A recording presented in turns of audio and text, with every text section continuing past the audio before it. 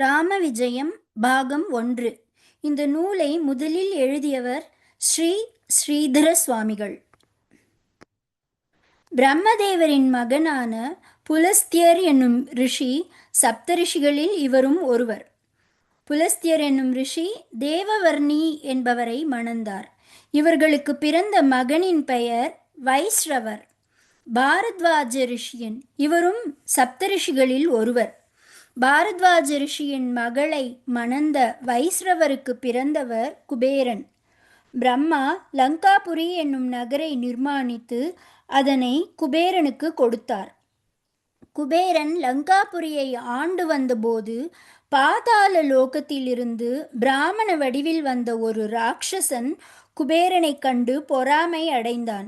இது என்னுடைய ராஜ்யம், குபேரன் இதனை ஆள தகுதியில்லாதவன் என்று அவன் தனக்குள் சொல்லிக்கொண்டு காகேசி என்னும் தன் மகளை வைஸ்ரவருக்கு திருமணம் செய்து கொடுத்தான்.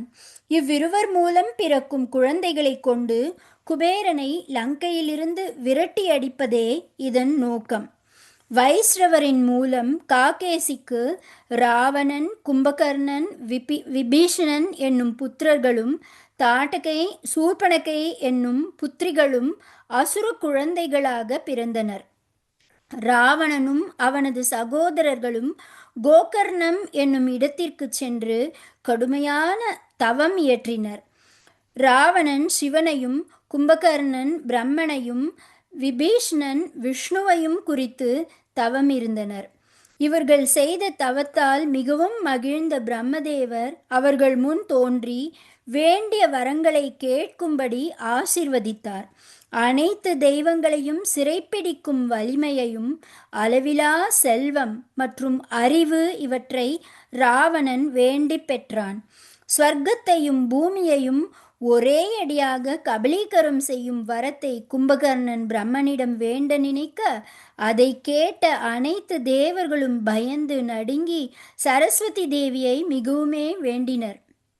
அவர்களுக்காக மனமிறங்கிய சரஸ்வதி தேவி கும்பகர்ணனின் நாவில் குடியேறி நீண்ட தூக்கத்தை கேட்குமாறு செய்துவிட்டான். மனமகிழ்ந்த பிரம்மனும் அப்படியே அந்த வரத்தை நல்கி 6 மாதங்களுக்கு ஒரு முறை மட்டும் தூக்கத்திலிருந்து விழித்து நன்றாக வயிறு புடைக்க உண்டு அனைத்து கேளிக்கைகளையும் அனுபவித்து மீண்டும் உறக்கத்தில் ஆழும் வரத்தை அவனுக்கு அளித்தார். எப்போதும் விஷ்ணு தியானத்தில் இருக்கும் வரத்தை விபீஷணன் வேண்டி பெற்றான். வரங்களை பெற்ற ராவணனும் கும்பகர்ணனும் கரதூஷணர், திரிஷிரா மற்றும் அனைத்து ராட்சசர்களையும் சேர்த்து கொண்டு இலங்கையை கைப்பற்றவென குபேரனின் மீது படையெடுத்தனர். ஆனால் அசுர படைகளுக்கு மிகப்பெரிய சேதம் விளைவித்து குபேரன் அவர்களை விரட்டி அடித்தான். நேராக வைஸ்ரவரிடம் சென்ற ராவணன் இலங்கையை எந்தவிதமான சண்டையும் இல்லாமல் தனக்கு கொடுக்குமாறு குபேரனுக்கு ஆணையிடும்படி ஒரு கடிதத்தை பெற்றுக்கொண்டு குபேரனிடம் சென்று அதை கொடுக்க, தந்தை சொல்லை தட்டாமல் குபேரனும் இலங்கையை ராவணனுக்கு கொடுத்துவிட்டு தனது விமானத்தில் ஏறி ஸ்வர்க்கம் சென்றடைந்தான். மாயாசுரன் என்னும் ஒரு அசுரன் தனது மகள் மண்டோதரியை ராவணனுக்கு மணம் செய்து வைத்தான். மகாபலியின் பேத்தியான பிர்கஜ்வலா என்பவளை கும்பகர்ணன் மணமுடித்தான். கந்தர்வன் ஒருவனின் மகளான ஷர்மை என்பவளை விபீஷணன் மணந்தான். எல்லா தேசங்களையும் ராவணன் வென்று ஏராளமான அந்தணர்களையும் பசுக்களையும் கொன்றழித்தான். குபேரனை வென்று அவனது திரவியங்களை கொள்ளையடித்தான். அனைத்து மக்களையும் வாட்டி வதைத்தான். அவனுக்கு 8,000 மனைவியரும் 1,00,000 பிள்ளைகளும் 1,20,000 பேரப்பிள்ளைகளும் இருந்தனர். 18 அக்ஷினி இசை வல்லுநர்கள் அவனை தினமும் தங்களது இசை புலமையால் மகிழ்வித்தனர். எல்லா அரசர்களும் அவனுக்கு அடிமைகளானார்கள். அவனது ராஜசமையில் தினமும் 8,000 விளக்குகள் ஏற்றப்பட்டன. சுதந்திரமாக இறக்கைகளுடன் பறந்து திரிந்து கொண்டிருந்த தங்களது இறக்கைகளை வெட்டி வீழ்த்தி தங்களை செயலற்று ஒரே இடத்தில் அமர செய்துவிட்டதால் இந்திரனுக்கு பயந்த பர்வதங்கள் மலைகள் ராவணனிடம் அடைக்கலம் புக அவர்களையெல்லாம் தனது யானைகளாக மாற செய்து தனக்கு சேவகம் செய்ய வைத்தான். பின்னர் பெரும் படையை திரட்டி தனது மகனான மேகநாதனுடன் இந்திரன் மீது படையெடுத்தான். தேவர்களுக்கும் அசுரர்களுக்கும் இடையே கடும் யுத்தம் நிகழ்ந்தது. ஆனால் அசுரப்படையே வென்றது.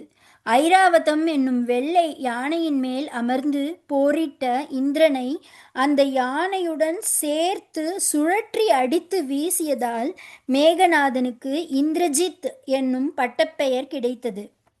அனைத்து தேவ கடவுளரும் அடிமைகளாக ஆக்கப்பட்டு தனது இராஜாங்கத்தில் ஊழியம் செய்ய வேண்டும் என்னும் நிபந்தனையுடன் விடுவிக்கப்பட்டனர்.